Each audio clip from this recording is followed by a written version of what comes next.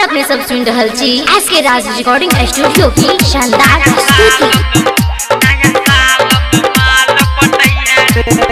hero बीस वाला छौरी हटैया रे, हीरो बीस वाला छौरी हटैया रे, नया साल में माल पटैया रे,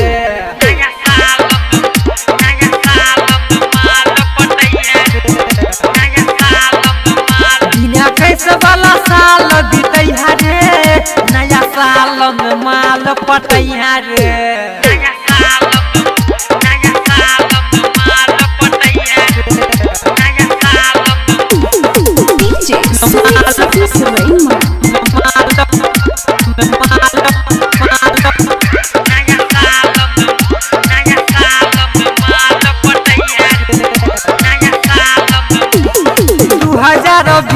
में दिल को न मौका अब के कोरोना साला दैये दिल को धोखा,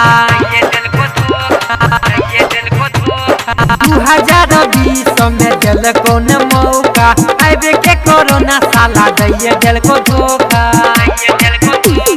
बेनी में छेली सटैया रे, बेनी में छेली सटैया रे,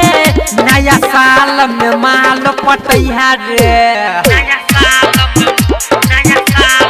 माल पटैया रे, नया साल में डीजे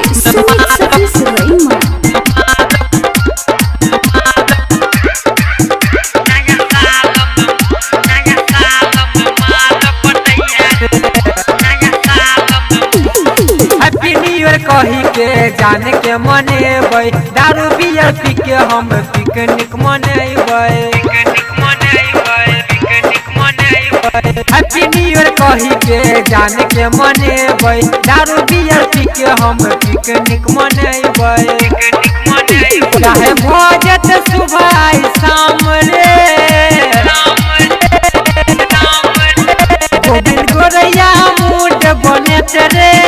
नया साल में माल पटेबै रे, नया साल में माल पटैया रे,